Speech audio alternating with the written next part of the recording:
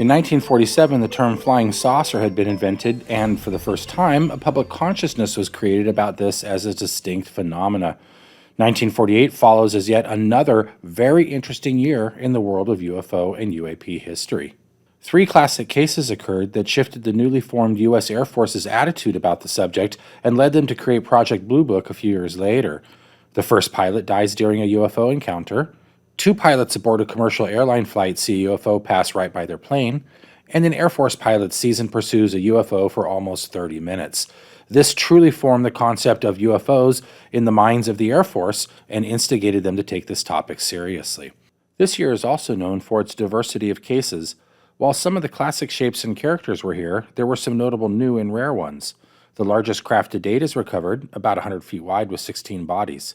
A man in Peru sees an unusual alien with towely skin, kind of like a mummy. Boys encounter a mini-disc about 2.5 feet wide that leaves an impression in the ground, and several encounters include very strangely shaped objects. It's 1984, we're in Pucusana, Peru, and we have a close encounter of the fourth kind. An oil company employee was driving to Lima when he saw a shining disc at ground level. He walked toward it for 10 minutes. 3 figures came out as he was 20 meters away. They looked like mummies, had joined legs and 1 large foot. They slid along the ground. They were covered with a strange, towely skin.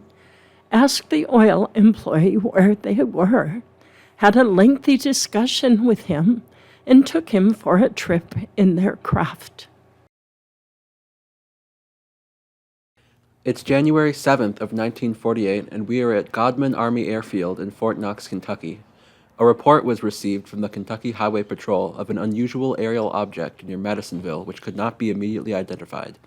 4 F-51D Mustangs of Sea Flight 165th Fighter Squadron Kentucky Air National Guard, one piloted by Captain Thomas F. Mantell, were told to approach the object. Mantell climbed to 15,000 feet. According to former U.S. Air Force Captain Edward J. Ruppelt, no one could recall Mantell's description of the object, but saucer historians have credited him with saying that the object was metallic and of tremendous size. Mantell continued to climb to 22,000 feet, but his wingman did not follow due to lack of sufficient oxygen equipment and tried to contact him to request he discontinue his ascent. Since Mantell's aircraft also lacked the requisite oxygen equipment for high-altitude flight, the Army later determined that once Mantell passed 25,000 feet, or 7,600 meters, he blacked out from lack of oxygen and his plane began spiraling back towards the ground. Witnesses reported Mantell's Mustang in a circling descent. His plane crashed on a farm south of Franklin on Kentucky's border with Tennessee. Firemen later pulled Mantell's body from the wreckage. His seatbelt was shredded and his wristwatch had stopped at 3:18 p.m., the time of his crash. In 1948, 3 separate UFO sightings that have come to be known as the Classics sparked the modern UFO investigation movement. In response to public demand for answers, the U.S. government established Project Sign. Its stated purpose was to scientifically investigate UFO sightings, and among its first commissions was one of the 3 classic cases, the mysterious death of pilot Thomas Mantell. Was the World War II flying ace the world's first UFO fatality? Tommy was my big brother. He was 3 years older than I. And sort of awesome to me, of course. I remember Tommy mostly interested in airplanes. He made model airplanes and he had them hanging all over his bed. He wanted to be a fighter pilot so bad, but he was too tall. But then he was very happy when they sent him over to England, and his job was to take the gliders and paratroopers behind the lines. And on D-Day, that's what he did. On June 6, 1944, Thomas Mantell proved just what kind of a pilot he was. Mantell's top-secret mission was to deliver a glider deep behind enemy lines. Towing the glider behind his unarmed C-24, Mantell came under attack from enemy anti-aircraft fire 100 miles from the drop-off point. The plane was hit, but Mantell kept going and completed his mission, dropping the glider on target. This is what his plane looked like when it landed safely in England. He was awarded the Distinguished Flying Cross for heroism and extraordinary achievement in aerial flight. When he got out of the Army, I was hoping he'd get a regular 9-to-5 job, but he still wanted airplanes, so he started his own flying school. Then he joined the Air National Guards, and he liked that because he got to fly fighter planes in the Air National Guard. On January 7th, 1948, 6 months after receiving the Distinguished Flying Cross, Captain Mantell died during what should have been a routine training mission. He and his flight were retrieving some aircraft that had been undergoing overhaul and maintenance down in Marietta, Georgia. Larry Tabor is an historian and aeronautics expert who's been researching the Mantell case for more than 10 years. When I got into college, I found out that our squadron at the University of Louisville was named after Thomas Mantell, the Arnold Air Society portion of it. And so I began to do more and more research. Tabor has amassed hundreds of civilian and military documents related to the curious death of Thomas Mantell. He was returning from Marietta, Georgia that day with 3 other men in a flight of P-51 fighters. And they were returning to Stanford Field when they received a call from Gorman at Fort Knox to pursue an unidentified flying object that had been in the area. One of the airplanes did not participate in the flight because it was short of fuel. The other 3 aircraft continued on, even though 2 of the aircraft, including Mantell's, were not equipped to go at high altitudes. They did see some type of flying object. They chased it for a certain amount of time there in the early afternoon, and they got to about 25,000 feet, and at that point, Mantell's wingman turned back to escort the less experienced pilot down. I, of course, find that strange since it's the job of a wingman to stay with his flight leader at all time. Mantell chose to continue to chase the object, something that he felt was a threat to the security of America. At some point, Mantell said, "I see the object, I'm going to pursue it a little bit further." And that was the last contact that anybody had with Mantell. He went up to above 33,000, and at that point appears to have died from anoxia or lack of oxygen. The aircraft was continuing its high-power climb. Of course, with Mantell dead, eventually the aircraft heeled over from torque and came down in a spin where it crashed in a field down in Franklin, Kentucky. We were not told or informed by the Air Force.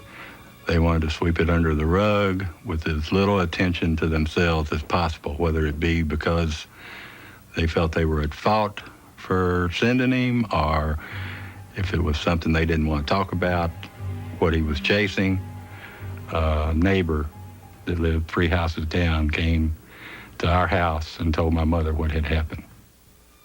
2 neighbors from down the street came in, and they said, "Peggy, we got something we've got to tell you."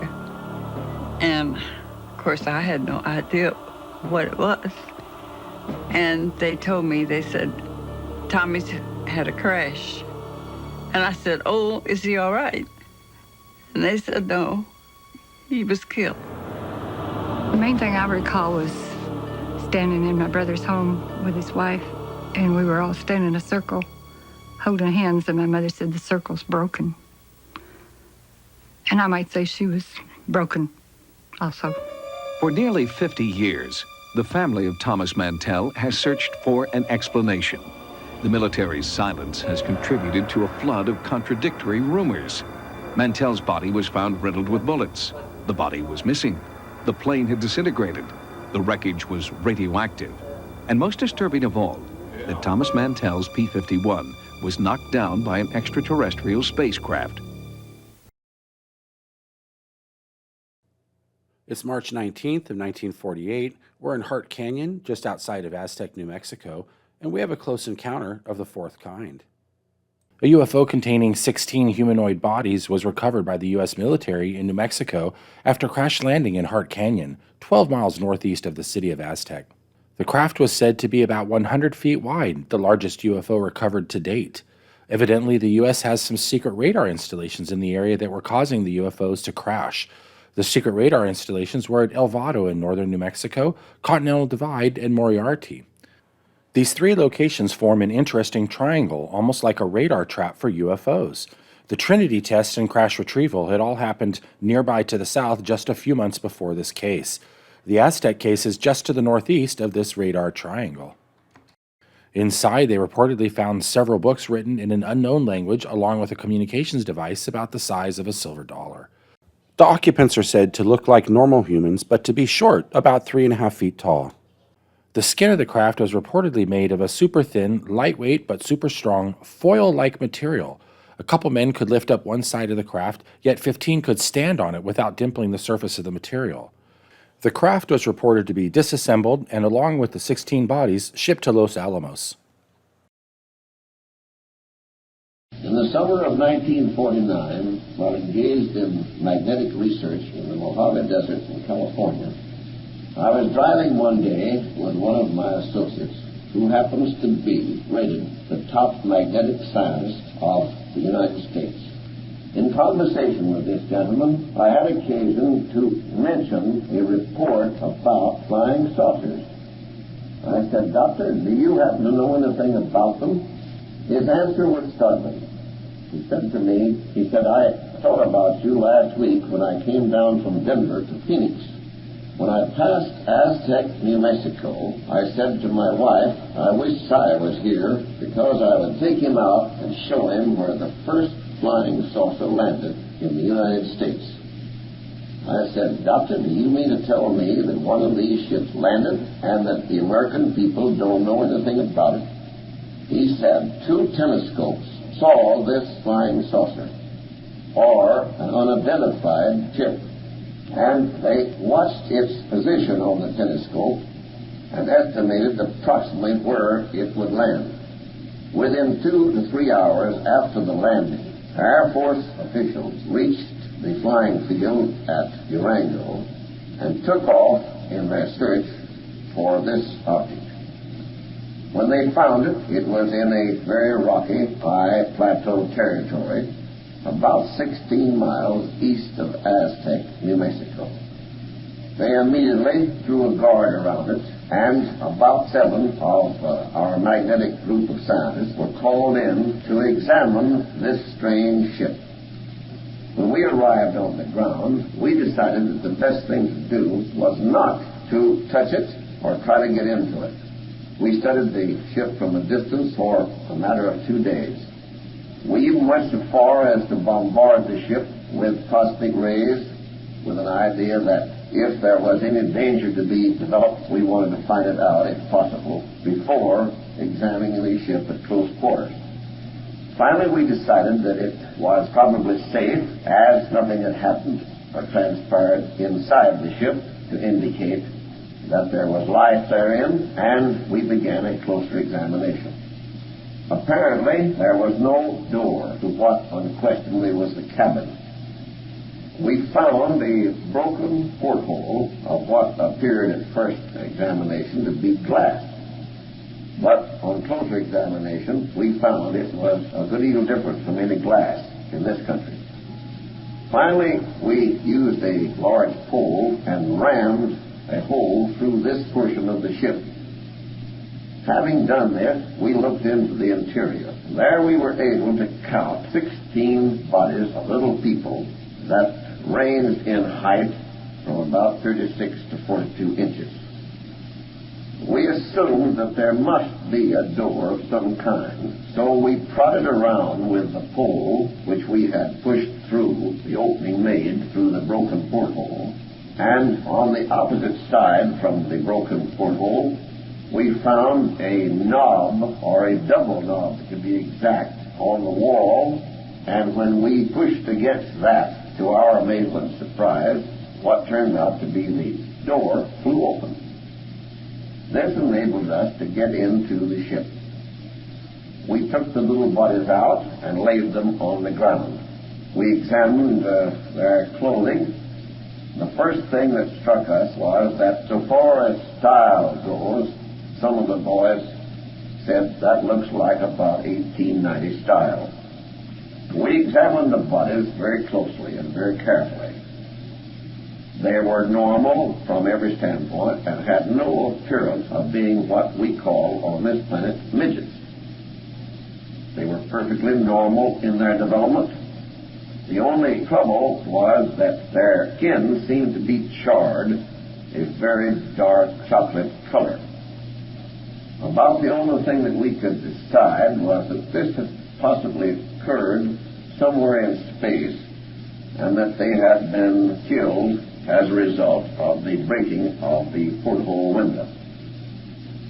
We then began an examination of the ship itself.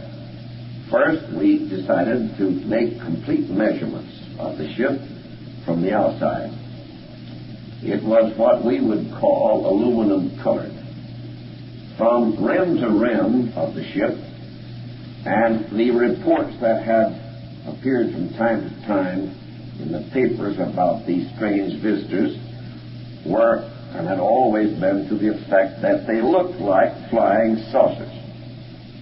With this ship on the ground, we could not help but be aware of the fact that it looked like a huge saucer, and you might also almost say that there was a cup in it, because the cabin set in an insert in the bottom of the saucer. The overall dimensions of the ship were found to be almost exactly 100 feet in diameter. To be exact, it was 99 and 9,900 feet wide. From the outer tip of the wing, which of course was entirely circular, to the bottom of the saucer, measuring in an imaginary line vertically, was 27 inches. The cabin, which was entirely round, was 18 feet across and 72 inches in height. 45 inches of the cabin was exposed above the outer rim of the saucer. The portholes were located at this point. The doctor said that he did not recall at that moment how many portholes there were in the ship, but that there were several. On getting into the ship, he said that their first objective was to decide, if they could, how the ship was propelled. The doctor said that he was among the first to suggest that it probably flew on magnetic lines of force. Some of the boys, he said, suggested that somebody should push some of the buttons on what appeared to be the instrument board. But all agreed that would be about the worst possible thing to do, because if the ship would start, nobody knew which buttons to push to stop it again. So the result was that none of us, he said, touched any button on the instrument board. There were two what Doctor called bucket seats sitting in front of the instrument board, and two of the little fellows were sitting there. They had fallen over face down on the instrument board. Now it appeared that this ship, if flying on magnetic lines of force, must have had an automatic type of control, so that when it became in danger, when it did not have available its occupants in a position to operate it, simply settled quietly to Earth, it already having flown into our atmospheric area. Now, none of us could arrive at any conclusion as to when or how this window had broken, or at what possible point in space could these occupants have been killed. The simple facts were that there they were, and we proceeded with the further examination of the interior of the ship. We found some pamphlets or booklets which in all probability dealt with navigation problems. However, we were unable to decipher any of the writing which we judged to be a pictorial type of writing. All of these booklets were turned over to certain officials of the Air Force, who in turn reported that they were going to have them placed in the hands of men experienced in translating work of this kind. I asked the doctor immediately if he had heard of any success.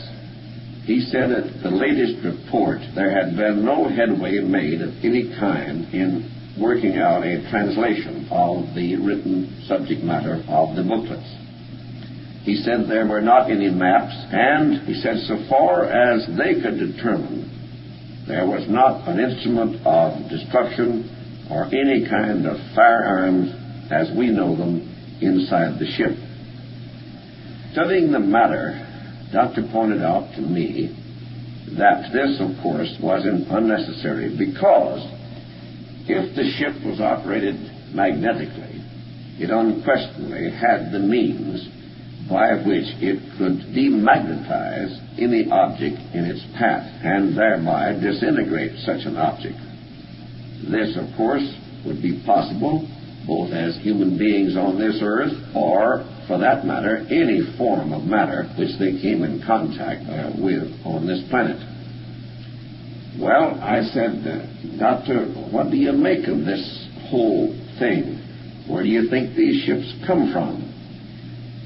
He said, well, of course, we don't know. But he said, our best thought at the moment is that it's entirely possible that they have flown here from the planet Venus. I asked him why they had decided this. Well, he said, in all the latest research regarding the possibility of life on other planets, it was fairly well agreed among quite a school of thought in astronomical research that the planet Venus could in all possibilities sustain life, and that it was much more likely that there was human habitation on the planet Venus than on the planet Mars. Dr. even went so far as to say that if there were any human beings on the planet Mars, they would probably be 3 or 4 times as large as human beings on this planet. And since these people range in height from about 36 to 42 inches, that, of course, ruled out, in their judgment, Mars. Day after day, over the period of the next 90 days following this first talk about this spaceship, or as we came to talk of it, this flying saucer, I made it my business on all types of occasions, most of them when I was entirely alone with Doctor, and we were in the midst of research in our magnetic work. I came up with questions at the most inopportune times, because it must be understood that I felt that I owed it to myself to run this thing down to where I could finally decide whether or not this was a true story. And in telling my findings, I am not now going to try to follow any sequence of events, but simply recall all that I had to ask and note it here regardless of its possible order of inquiry. I said, Doctor, how were these ships constructed? He said, well, outer skin of the ship was what looked like aluminum, but on all the tests so far made, there was nothing that had been found by the scientists and experts who had checked into it to indicate that this was any form of aluminum that we know. He said that on the big ship, 2 or 3 men could lift one side of it, but in turn that as many as a dozen of them had crawled up on top of the wing and had made no impression on it whatever. He said that the Air Force, in wanting to move it, found out that they should dismantle it on the ground where they had found it, due to its size. And this began a most interesting study. There were no rivets, there were no bolts, there was nothing on the outer skin that would indicate how the ship was put together. After a long study, it was found, however, that the ship was put together in segments, and they fitted in grooves and were pinned together around the base. When the cabin was gotten out of the bottom of the saucer, they found there a circular gear completely encircling the bottom of the ship.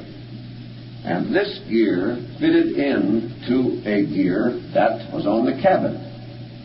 The whole thing was very ingeniously put together.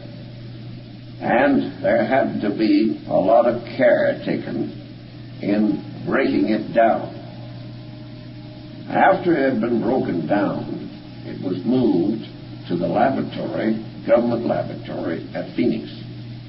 And there it remained for a considerable period of time. The instrument board, to the amazement of Doctor and his brother scientists, was also broken up and all of the inner workings torn apart. This, he said, prevented any further study by them as to the magnetic operation of the ship itself. He regretted this very much because he said that had they been able to keep it intact for a considerable period, there might have come a time and they might have worked out a plan whereby they could make certain tests as to the different push buttons on the instrument board that would have given them the clues to the magnetic form of combustion developed on the ship itself. I said, what has been done with the people on this ship? He said that some of them had been dissected and studied by the medical division of the Air Force, and that from reports that he had received, they had found that these little fellas were, in all respects, perfectly normal human beings. He said that one thing that was outstanding was that their teeth were all perfect. And as near as they could judge from the characteristics and physiology of the bodies, they would be about 35 to 40 years of age, judged by our standards of age of human beings. He said that they all wore the same type of uniform, a dark blue garment, and they had metal buttons. He said it was significant that there was not any insignia of any kind on the collars or on the arms or on the caps of these people. So to all intents and purposes, all of them had the same rank. He said that it might, of course, be possible that they had different ranks among themselves that they were acquainted with, but by our standards of ranking, what we would call Air Force or Army people, there was nothing to indicate who they were nor what they were. Going into the matter of physical possessions on the bodies of the different people, he said that so far as he saw himself, they were very limited, but that there was 2 or 3 pieces which he had had access to that might be considered timepieces. And he said it was very interesting to study these timepieces because they seemed to do their work or functioning without any attention. He said they were about the size of a silver dollar in diameter and a little bit thicker, and that there were 4 markings, one at the top and one of what would be at 3 o'clock and 6 o'clock and 9 o'clock. And he said it was suddenly discovered that the inside part of what they called the timepiece actually moved, but that it took a full magnetic month for it to complete its circle.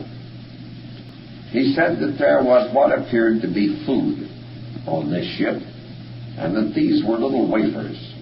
He said that they fed them to guinea pigs, and they seemed to thrive on them, and that on one occasion, one of these was put into a gallon container of boiling water, and it very quickly boiled over the sides. This was the only evidence of food on the ship. He said there were 2 containers on the ship that contained water, and on checking this water, they found it to be normal in all respects to our water, except it was about twice as heavy. Doctor recalled to me that there was a water in Norway that was about the weight of this water. As I stated a while ago, I continued to ask questions, and to my surprise, Doctor said, "I want you to see these ships." And I said, "You mean ships?" And he said, "Oh, yes." He said, "We have 3 of them. In fact, another ship landed near one of the proving grounds in Arizona, and when we got to it, the door was open on this ship. And on looking into it, there were 16 people in it also. And it was evident that they had not been dead more than 2 or 3 hours." I said, "How do you determine the presence of these particular ships?" He said, "Well, of course you must understand that in the laboratories and also at Alamogordo and Los Alamos and at different parts of the country, we have telescope observers who are 24 hours a day watching the telescope for evidence of objects, ships flying in the sky. And everything that comes within the range of these telescopes are noted." I said, "Did they have any sleeping quarters or did they have any toilet facilities?" And he immediately explained that on the 72-foot ship, there was a very ingenious device by which they found, when they discovered how to operate it, were the sleeping quarters on this ship. He said there was pushed back in the wall what turned out to be a collapsible accordion-type screen. And as it was pulled out, it moved around in a half circle, and by the time it reached the wall of the circular cabin, little hammocks had dropped down from the wall of this screen, or accordion-like wall, and there were the sleeping quarters for these men. He said that the toilet facilities were inside of this sleeping quarter place. And he said that it was amazing when you looked at it to note how small it was, but for their purposes served exactly what they wanted. It's July 24th of 1948. We're in Montgomery, Alabama, and we have a close encounter of the first kind. In the early morning hours, Clarence Childs, chief pilot, and John Whitted, co-pilot, were flying an Eastern Airlines Douglas DC-3 passenger plane near Montgomery, Alabama, at about 5,000 feet altitude. The night sky was clear, with the moon 4 days past full, shining through scattered clouds. At about 2:45 a.m., Childs saw a dull red glow above and ahead of the aircraft. He told Whitted, "Look, here comes a new Army jet job." The object closed in on their DC-3 in a matter of seconds, and both men later said they saw the object fly past the right side of their plane at high speed before it pulled up with a tremendous burst of flame out of its rear and zoomed up into the clouds. They observed the object for a total of 10 to 15 seconds. Childs and Whitted stated that the object looked like a wingless aircraft. It seemed to have 2 rows of windows through which glowed a very bright light, as brilliant as a magnesium flare.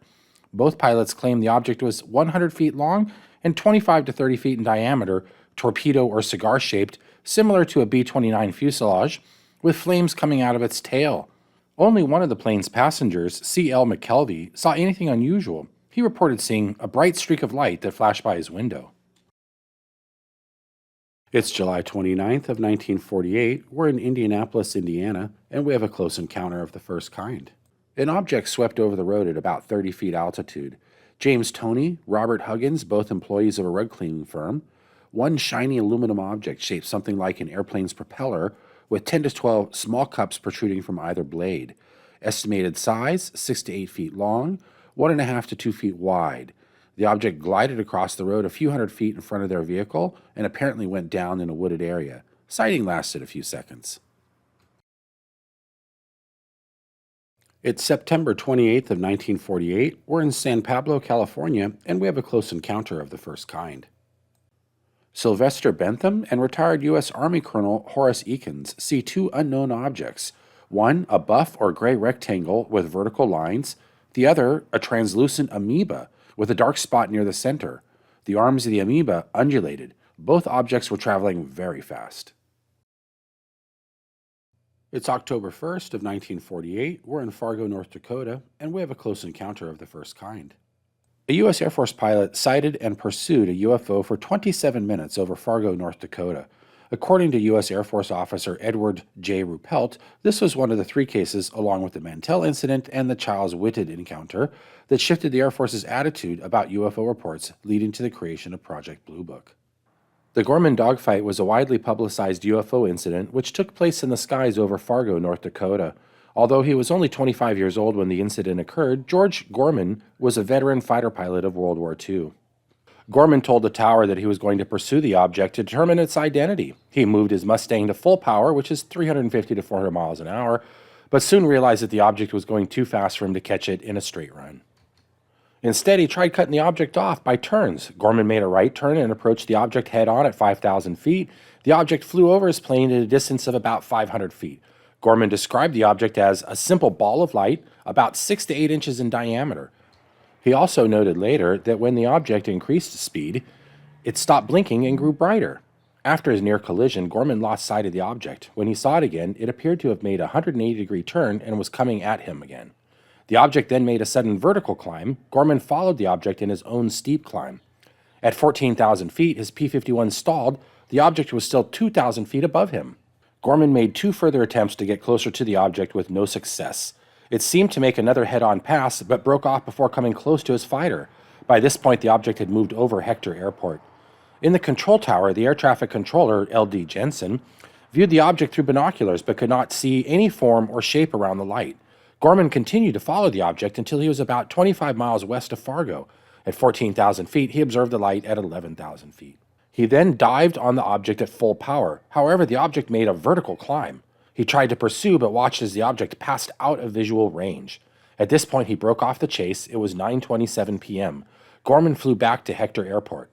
Gorman later reflected that, "I am convinced that there was definite thought behind its maneuvers. I am further convinced that the object was governed by the laws of inertia because its acceleration was rapid but not immediate, and although it was able to turn fairly tight at considerable speed, it still followed a natural curve. When I attempted to turn with the object, I blacked out temporarily due to the excessive speed. I am in fairly good physical condition, and I do not believe that there are many, if any, pilots who could withstand the turn and speed affected by the object and remain conscious. The object was not only able to out-turn and outspeed my aircraft, but was able to attain a far steeper climb when it was able to maintain a constant rate of climb far in excess of my aircraft." It's October 15th of 1948, and we're in Fusuoka, Japan. We've got a close encounter of the first kind. Halter and Hemphill are operating a P-61 Black Widow night fighter. Up to 6 objects are tracked on radar, but only one is seen visually. It was a dull or dark object shaped like a dirigible with a flat bottom and clipped tail end. 6 of these objects were seen on radar separately. They attempted to close on one of the objects, but it dove away fast.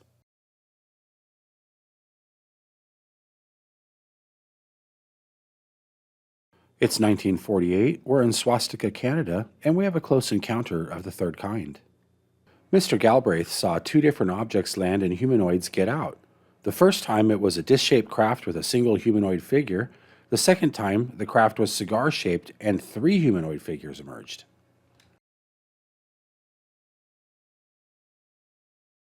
It's 1948, we're in Hamel, Minnesota, and we have a close encounter of the second kind. 2 boys were playing outside when a round, dull gray object, 2.5 feet in diameter and 1 foot thick, landed near them like a balloon with a metallic noise. It spun, went up, hovered, maneuvered to avoid phone lines and trees, and flew away to the northeast.